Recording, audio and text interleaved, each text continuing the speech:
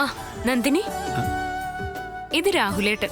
Hi രാഹുലേട്ടാ, ഇത് അറിയാം, ഗിരിയുടെ വൈഫല്ലേ? കുട്ടിയുടെ ഭാഗ്യാട്ടോ ഈ വീട്ടിൽ വരാൻ പറ്റിയത്. സ്വാതി കൂടെ ഉള്ളതുകൊണ്ട് ഒന്നും പേടിക്കാനില്ല. അല്ലെങ്കിൽ പേടിക്കണായിരുന്നോ? എന്ന് ചോദിച്ചാ ഒരു വീടാവുമ്പോ പല പ്രശ്നങ്ങളും ഉണ്ടാവുമല്ലോ. സ്വാതി ഉള്ളിടത്ത് അതുണ്ടാവാൻ സാധ്യതയില്ലെന്നാണ് ഞാൻ ഉദ്ദേശിച്ചത്. ഓ, സ്വാതി ഭക്തനാണെന്ന് തോന്നുന്നു. എന്നും പറയാം. തോന്നി. നീ കഴിക്കാൻ വല്ലതും എടുക്കും നന്ദിനി. ഞാൻ കുളിക്കാൻ പോവാ. രാവിലെ കുളിച്ചതല്ലേ? ഒന്ന് മേല് കഴുകണം, ഭയങ്കര ചൂട്. ആ കുട്ടി മെരിങ്ങി വരുന്നേ ഉള്ളെന്ന് തോന്നുന്നു. അതെ അതെ, താപ്പാന ഇവളായതുകൊണ്ട് ശരിയായിക്കോളും. എന്നെ ആനയെന്ന് വിളിച്ചോണ്ടല്ലോ. ഞാൻ അതോർത്ത് പറഞ്ഞതല്ല. എന്നിട്ട് വിശേഷം പറ, എവിടുന്ന പെണ്ണ്? കല്യാണം എനിക്കല്ല, ദേവപ്രിയ. അവസാനം അവൾ അതിന് സമ്മതിച്ചു. അത്ഭുതമാണല്ലോ. എന്തായാലും നല്ല ബുദ്ധി അവൾക്ക് തോന്നിയല്ലോ. നന്നായി. അമ്മായിയുടെ എന്നത്തെ ഒരു വേദനയായിരുന്നു ദേവയുടെ കല്യാണം. അതിന് ഇതോടെ തീരുമാനമായി. വീടിനടുത്ത് തന്നെയുള്ള ആളാ, കാനഡയിലാ. അയാൾക്ക് ലീവില്ല, അതുകൊണ്ട് പെട്ടെന്ന് നടത്തണം. രണ്ടു കൂട്ടർക്കും ഇഷ്ടമായ സ്ഥിതിക്ക് നടത്താൻ തീരുമാനിച്ചു. രസം അതല്ല, നാളെയാ കല്യാണം. നാളെയോ? അതെ, നാളെ. പിന്നെ വിളിക്കാനും ഓടാനൊക്കെ ഞാൻ മാത്രമേ ഉള്ളൂ. എല്ലാവരെയും ഫോണിൽ കൂടെയാ വിളിച്ചു പറഞ്ഞത്. ഇവിടെയും അങ്ങനെ പറഞ്ഞാൽ മതി എന്നാ ദേവ പറഞ്ഞത്. പക്ഷേ എനിക്ക് മനസ്സ് വന്നില്ല, അതാ ഞാനിങ്ങ് പോകുന്നത്. കല്യാണത്തിന് എല്ലാവരും വരണം കേട്ടോ. പിന്നെ വരാതിരിക്കോ? നല്ല കഥ. ഞങ്ങൾ വന്ന് തകർക്കും. ഓ അല്ല സ്വാതി? പിന്നെ അല്ലാതെ. രാഹുൽ എണ്ണിരിക്കെ, ഞാൻ കഴിക്കാൻ എന്തെങ്കിലും എടുക്കാം. ഒന്നും വേണ്ട, ഇനിയും കുറെ സ്ഥലത്ത് പോകാനുണ്ട്. കഴിച്ചിട്ട് പോയാ മതി. ഓ,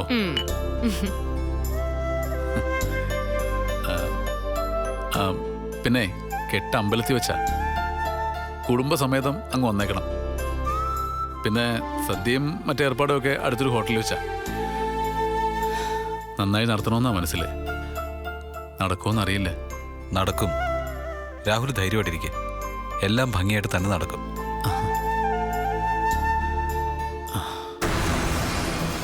ഇവിടെ ഇന്ന് വന്നില്ലേ ഒരു 1.25. അവനെ കണ്ടിട്ട് നന്ദിനിക്ക് എന്തെങ്കിലും തോന്നിയോ? ഇല്ല. എന്തേ? ഒന്നും തോന്നിയില്ലേ? ഇല്ല.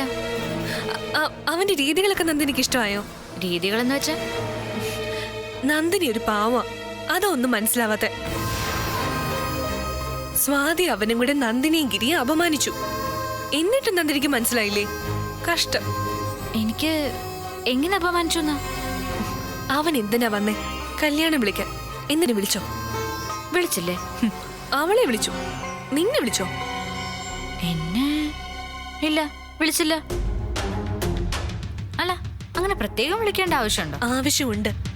സ്വാതിയെ വിളിച്ചില്ലെങ്കിലും നന്ദിനിയോട് ഇത് പ്രത്യേകം പറയണം. സ്വാതിയെ പോലെ തന്നെയല്ലേ നന്ദിനിയും? നന്ദിനി എന്താ ഈ വീട്ടിലെ മരുമോളല്ലേ? രാഹുൽ വന്ന് സ്വാതിയെ വിളിച്ചു. നിന്നെ വിളിക്കാതിരുന്നതേ മനഃപൂർവ്വം അപമാനിക്കാം. അല്ലെങ്കിൽ അവള് പറഞ്ഞാണ് വിളിക്കണ്ടെന്ന്. ഓ, ഞാനത് ശ്രദ്ധിച്ചില്ല.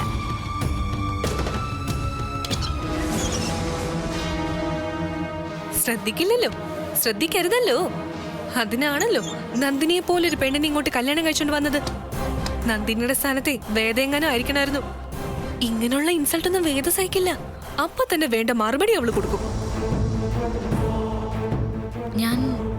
ഞാൻ എന്താ ചെയ്യേണ്ടത്? അത് ഞാൻ പറഞ്ഞു തരണോ?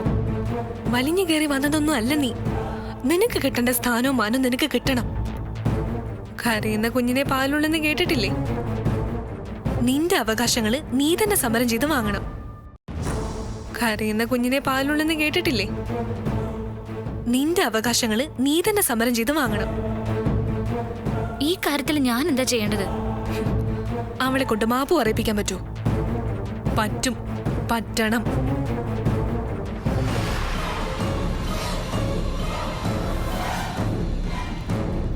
ഇക്കാര്യത്തിൽ നിനക്കതിന് കഴിഞ്ഞാ ഇനി അവള് ശ്രദ്ധിച്ചോളൂ.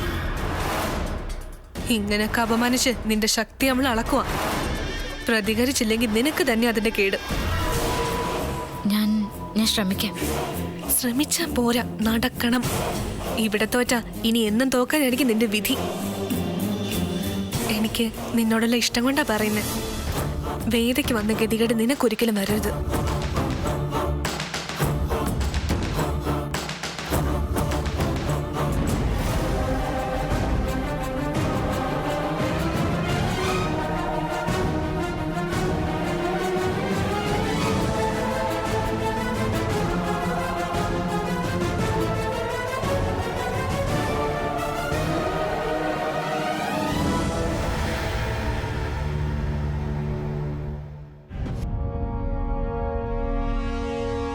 അല്ലെങ്കിൽ തന്നെ ക്ഷീണിച്ചൊരു അവശനായിട്ടാണ് ഞാൻ ഓഫീസിൽ നിന്ന് വരുന്നത്. ഇവിടെ വരുമ്പോൾ ഓരോരുത്തരുടെ ദുർമുഖം കാണേണ്ടി വരുന്നത് ഭയങ്കര കഷ്ടമാണ്. മനസ്സിലായില്ല. മോങ്ങാനിരിക്കുന്ന നായാന്ന് കേട്ടിട്ടില്ലേ? ഏതാണ്ട് അതേ ലൈനിലാ എൻ്റെ ഭാര്യ പോകുന്നത്. തേങ്ങ വീഴണമെന്നൊന്നുമില്ല, ഒരു ചെറിയ കാറ്റ് വീശിയാൽ മതി, അപ്പ കരയും. ഇപ്പൊ എന്താ വിഷയം? ദേവപ്രിയയുടെ കല്യാണം രാഹുലേട്ടൻ ഇവിടെ ക്ഷണിക്കാൻ വന്നിരുന്നില്ലേ? അതെ, വന്നിരുന്നു. അവളെ പ്രത്യേകമായിട്ട് ക്ഷണിച്ചില്ല. അതവൾക്ക് ഭയങ്കര ഇൻസൾട്ടഡ് ആയിരുന്നു. ഞാൻ എന്ത് തെറ്റാ ചെയ്തേ? എന്റെ നേരെയാ മുഖം വീർപ്പിക്കലും പരാതിയും ഒക്കെ. രാഹുലേട്ടൻ ഭയങ്കര തിരക്കിലായിരുന്നു. എല്ലാരോടും വരണമെന്ന് പ്രത്യേകം പറഞ്ഞിട്ടാ പോയത്. നന്ദിനിയെ സ്പെഷ്യലായിട്ട് വിളിച്ചില്ല എന്നുള്ളത് ശരി തന്നെയാ. അതിന്റെ ആവശ്യമുണ്ടോ? നമ്മളെല്ലാരും ഒരുമിച്ച് താമസിക്കല്ലേ? ഒരുമിച്ച് താമസിക്കുകയാണെങ്കിലും എല്ലാരും വേറെ വേറെയാ. എന്റെ വീട്ടിൽ എന്തെങ്കിലും ആവശ്യമുണ്ടെങ്കിൽ നിങ്ങൾ വിളിക്കാതിരുന്നത് സഹിക്കോ? അതുപോലെ തന്നെ എനിക്കത് വല്ലാതെ നൊന്തു. എങ്കിൽ ഞാൻ നിന്നോട് ക്ഷമ ചോദിക്കുന്നു.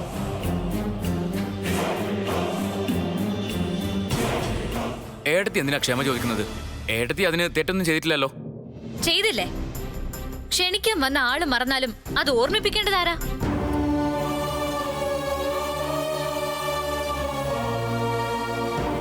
മനഃപൂർവ്വം അങ്ങനെ ചെയ്യാതിരുന്നത്. ഞാൻ കാശില്ലാത്ത വീട്ടിലല്ലേ. ബന്ധുക്കളുടെ ഒക്കെ മുമ്പില് എന്നെ പരിചയപ്പെടുത്താൻ ബുദ്ധിമുട്ടുണ്ടാവും. അങ്ങനെയൊന്നും ഇല്ല നന്ദിനി. നീ വെറുതെ എഴുതാപ്പുറം വായിക്ക. ഒന്നുമല്ല, എനിക്കറിയല്ല. നിനക്ക് എന്തറിയാന്നാ? നിനക്കൊരു ചുക്കും അറിയില്ല. എടി, നിന്നെക്കാളും കാശില്ലാത്തവളാ ഞാൻ. അമ്മാവന്മാരുടെ അടുക്കള പുറത്താ കല്യാണം കഴിയുന്നത് വരെ ഞാൻ ജീവിച്ചുകൊണ്ടിരുന്നത്. പഠിപ്പില്ല, വിവരമില്ല, കാണാൻ ഭംഗിയുമില്ല. ആകെ ഉള്ളത് തടിയ, ഓവർ വെയിറ്റ്. എനിക്ക് നിന്നെ എന്റെ ബന്ധുക്കളുടെ മുമ്പിൽ അവതരിപ്പിക്കാൻ ഒരു പ്രയാസവും ഇല്ല. നിനക്ക് എന്നെ ഇനിയും മനസ്സിലായിട്ടില്ല. അതുകൊണ്ടാ നീ ഇങ്ങനെയൊക്കെ ചിന്തിക്കുന്നത്. നന്ദിനി, ഇത്തരം ചെറിയ ചെറിയ കാര്യങ്ങൾ പെരുപ്പിച്ച് പ്രശ്നം ഉണ്ടാക്കാൻ നിന്നാ അതിനെ നേരം കാണും. അവസാനം സംഭവിക്കാൻ പോകുന്നത് എന്താണെന്നറിയോ? ഗിരി അടക്കം എല്ലാവർക്കും നന്ദിനിയോട് നീരസം തോന്നും. അതിപ്പോഴേ ഉണ്ട്. അങ്ങനെ നടക്കാനാണല്ലോ പലരുടെ ആഗ്രഹം. ആരാഗ്രഹിച്ചെന്നാ? മതി, ഇനി വഴക്ക് വേണ്ട. നന്ദിനിക്ക് ഒരു വിഷമം തോന്നി, അത് അവൾ പറഞ്ഞു. അതിന് നീ സോറിയും പറഞ്ഞു. അത് അതോടെ തീർന്നു. ഇനി അത് പറഞ്ഞ് വീണ്ടും വഷളാക്കണ്ട. കല്യാണത്തിന് നമ്മൾ എല്ലാരും കൂടെ പോവും. എന്താ ഗിരി, അങ്ങനെയല്ലേ? അതെ. എങ്കിൽ എല്ലാവരും ഇനി അവരവരുടെ മുറിയിലേക്ക് പോയിക്കോ. സ്വാതി, വാ.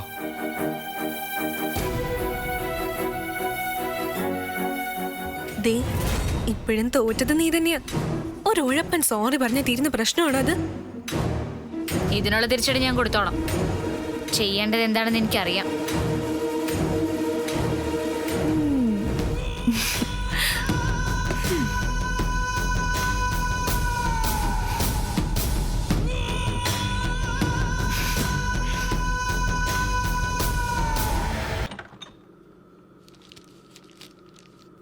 നന്ദിനി ഇങ്ങനെ കൊച്ചു കൊച്ചു കാര്യങ്ങൾക്ക് പരിഭവിക്കാൻ തുടങ്ങിയ ഇത് എവിടെ ചെന്ന് അവസാനിക്കും? ചെറിയൊരു പക്വതക്കുറവുണ്ട് നന്ദിനിക്ക്. അത് മാറണം, എങ്കിലേ ശരിയാവൂ. വന്ന് വന്ന അവസാനം വേദയെക്കാളും പ്രോബ്ലം ആവുമോ നന്ദിനി? അങ്ങനെ ആവാതെ നോക്കണം. അതിലാ നമ്മുടെ മിടുക്കിരിക്കുന്നത്. അഡ്ജസ്റ്റ് ചെയ്യാവുന്നതിന്റെ പരമാവധി നീ അഡ്ജസ്റ്റ് ചെയ്യുന്നുണ്ടല്ലോ. ഇതിൽ കൂടുതൽ എന്താ ചെയ്യാൻ പറ്റുന്നത്? അറിയില്ല, നോക്കാം.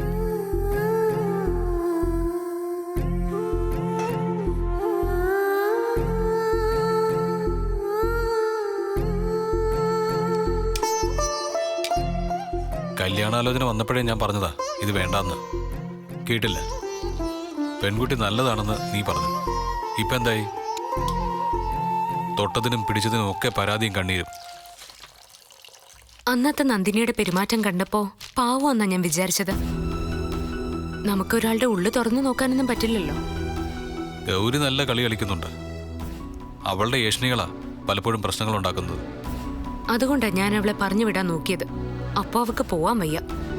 പാവമല്ലേന്ന് കരുതിയാ ഞാനിവിടെ നിന്നോട്ടേന്ന് വിചാരിച്ചത്. പിന്നെ ഇറങ്ങിപ്പോകാൻ പറയുന്നതും ശരിയല്ലല്ലോ. പ്രത്യേകിച്ച് ഈ വീട് അവളുടെയും കൂടി ആകുമ്പോ ഞാനാണെങ്കിൽ വന്നു കയറിയ പെണ്ണും. അതൊന്നും നീ നോക്കണ്ട. മുറിക്കേണ്ട കൊമ്പ് മുറിക്കേണ്ട സമയത്ത് തന്നെ മുറിക്കണം. അല്ലെങ്കിൽ അത് വീടിന് മുകളിലേക്ക് വീഴും. ഏതായാലും ഇപ്പോഴത്തെ പ്രശ്നം തീർന്നല്ലോ. ഞാൻ ചെന്ന് സോറി പറഞ്ഞതോടെ നന്ദിനിയുടെ സങ്കടമൊക്കെ മാറി. അവള് കല്യാണത്തിന് വരാന്ന് സമ്മതിക്കുകയും ചെയ്തു. അവളുടെ സ്വഭാവം മനസ്സിലായ സ്ഥിതിക്ക് ഇനി ഞാൻ സൂക്ഷിച്ചോളാം.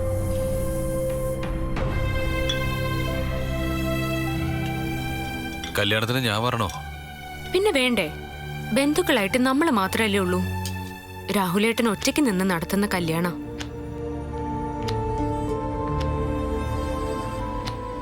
കാച്ചിന് ആവശ്യമല്ലോ ഉണ്ടെങ്കിൽ ചോദിക്കാൻ മടിക്കരുതെന്ന് പറയണ രാഹുലിനോട്. ഞാനത് എപ്പോഴേ പറഞ്ഞു. ഒന്നും വേണ്ടെന്നാ രാഹുലേട്ടൻ പറയുന്നത്. ആ തറവാട് വീണ്ടെടുക്കാൻ കാശ് കൊടുത്തത് നമ്മുടെ അച്ഛനാ. അത് തന്നെ വലിയ ബാധ്യതയായിട്ട് തോന്നുന്ന രാഹുലേട്ടന്റെ അഭിപ്രായം. അതൊന്നും ഇനി തിരിച്ചു വാങ്ങണ്ട. വാങ്ങാൻ വേണ്ടി അല്ലല്ലോ കൊടുത്തത്. അതൊരു സഹായമായിരുന്നു. അത്രയും വിചാരിച്ചാൽ മതി. എല്ലാവർക്കും കൂടി പോവായിട്ടാ. നന്ദിനിയെ അവർക്കൊക്കെ പരിചയപ്പെടുത്തി കൊടുക്കുകയും ചെയ്യാം. ദേവപ്രിയക്ക് നീരസം തോന്നും.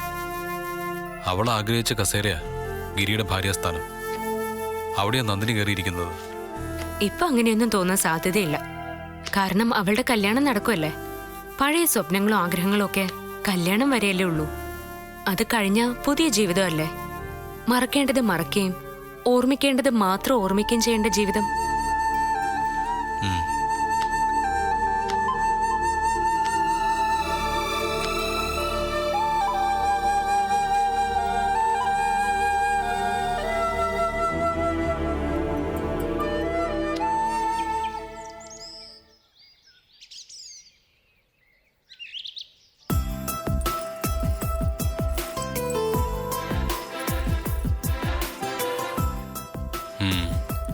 കല്യാണത്തിന് വരുന്ന എല്ലാവരുടെയും ശ്രദ്ധ നിന്റെ മുഖത്തായിരിക്കും. അതെന്തായാലും നടക്കില്ല. എല്ലാവരും ശ്രദ്ധിക്കാൻ പോകുന്നത് നടനും യുവ കോമളനുമായ നീൽ മഹേഷിനെ ആയിരിക്കും. നീൽ മഹേഷിന്റെ ഭാര്യയും ശ്രദ്ധിക്കും. നീലേ, ദേ നന്ദിനി ബോധമില്ലാതെ കിടക്കുന്നു. വിളിച്ചിട്ട് അനങ്ങുന്നില്ല. അയ്യോ,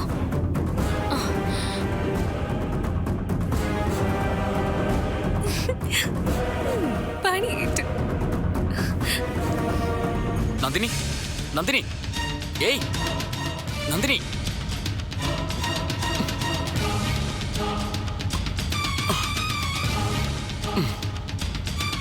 നന്ദിനി. ഗിരി, എന്തു പറ്റി? എന്തു പറ്റിയതാ? അറിയില്ല. ബാത്റൂമിൽ നിന്ന് വന്നപ്പോ ഇവിടെ താഴെ കിടക്കുന്ന കണ്ടു. മാറിക്കേ. നന്ദിനി, നന്ദിനി, ഡോക്ടറെ വിളിച്ചാലോ?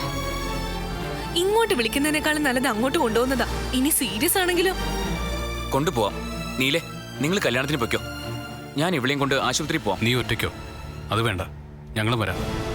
ഞാൻ കല്യാണത്തിനും ആശുപത്രിയിലേക്കും ഇല്ല. എനിക്ക് അവിടുത്തെ അറ്റ്മോസ്ഫിയർ ഒന്നും ഇഷ്ടമല്ല.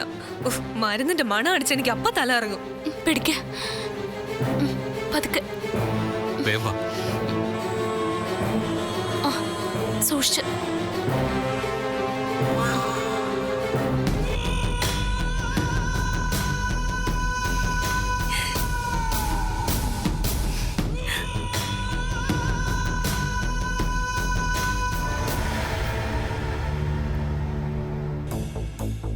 എല്ലാവരും ഒന്ന് പുറത്തു നിൽക്കണം.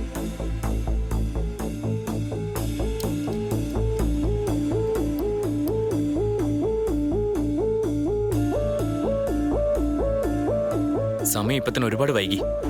ഇനിയും വൈകിയ മുഹൂർത്തത്തിന് എത്താൻ പറ്റില്ല. നീലും എടുത്തിയും കല്യാണത്തിന് പൊയ്ക്കോളൂ. ഇവിടെ ഞാനുണ്ടല്ലോ. അത് വേണ്ട ഗിരി. കല്യാണത്തിനേക്കാൾ പ്രധാനമാണല്ലോ നന്ദിനിയുടെ ആരോഗ്യം. അതെ. ഇങ്ങനെയാണെങ്കിൽ നിങ്ങൾക്ക് കല്യാണത്തിന് പോകാൻ പറ്റുമെന്ന് തോന്നുന്നില്ല. പോയില്ലെങ്കിലും വേണ്ടില്ല. ഇവിടുത്തെ കാര്യങ്ങൾ ഭംഗിയാവട്ടെ. സർ.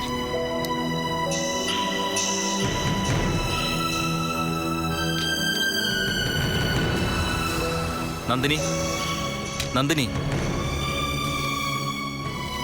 അറിയോ? ഓക്കെ, അവരെ വിളിക്കേ. ശരി ഡോക്ടർ.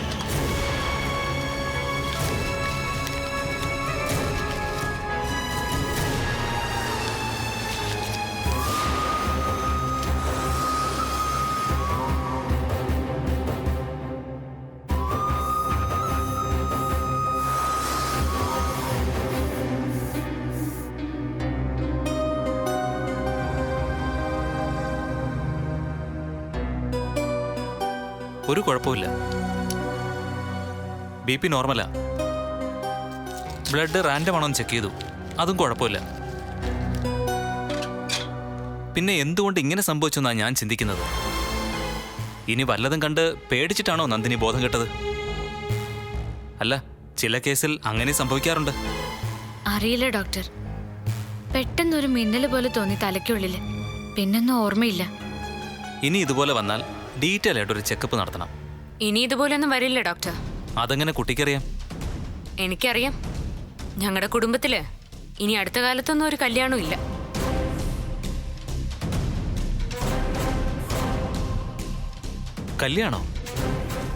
കല്യാണവും ബോധം കെടലും തമ്മിൽ എന്താ ബന്ധം?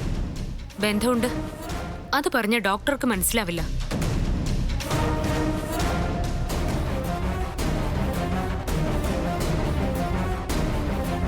സ്വാതി,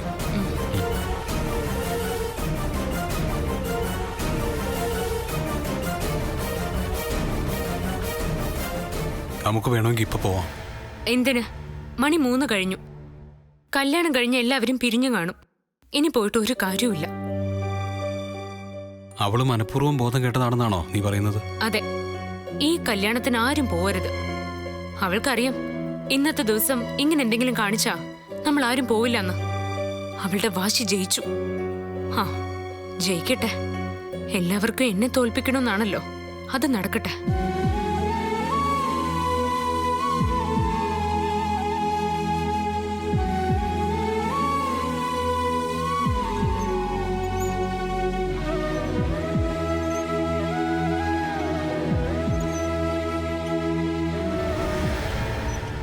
നിങ്ങള് കല്യാണത്തിന് പോയില്ലേ? പോയെങ്കിൽ ഈ സമയത്ത് തിരിച്ചു വരുമോ?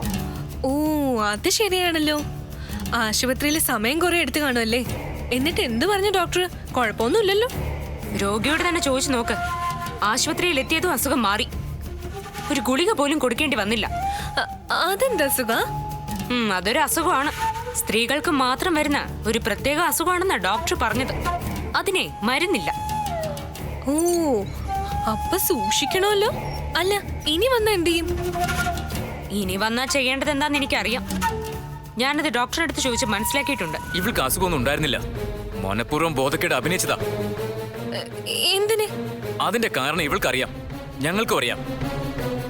വെറുതെ പറഞ്ഞതിനി വഷളാക്കാൻ എനിക്ക് താല്പര്യമില്ല. അതാ നല്ലത്. കഴിഞ്ഞത് കഴിഞ്ഞു. ഇനി ഇതിന്റെ പേരിൽ ഇവിടെ പ്രശ്നമൊന്നും ഉണ്ടാവരുത്.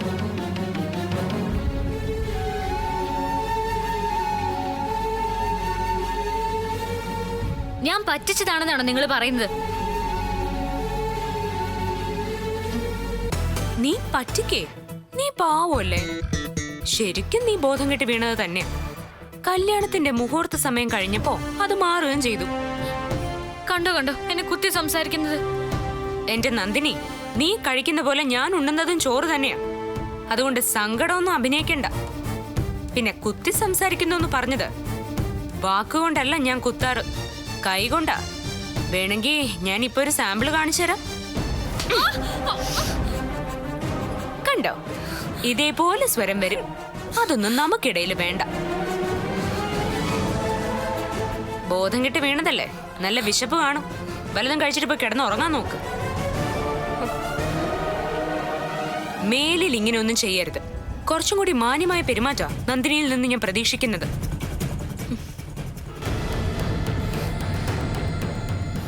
എങ്ങനെയുണ്ട് എന്റെ അഭിനയം? കല്യാണത്തിന് പോയില്ല എന്ന് പറഞ്ഞപ്പോ ഗൗരിച്ച് ചിത്രയും പ്രതീക്ഷിച്ചോ? ഒരിക്കലും ഇല്ല. ഇതുപോലെയാണ് നിന്റെ പോക്കെങ്കിൽ ഇവള് നിന്റെ മുമ്പിൽ മുട്ടുകുത്തും. വേദയ്ക്ക് സാധിക്കാത്തത് നിനക്ക് സാധിക്കും. തുടങ്ങിയതേ ഉള്ളൂ ഞാൻ. എന്നോട് കളിക്കാൻ വന്ന കളി ഞാൻ പഠിപ്പിക്കും.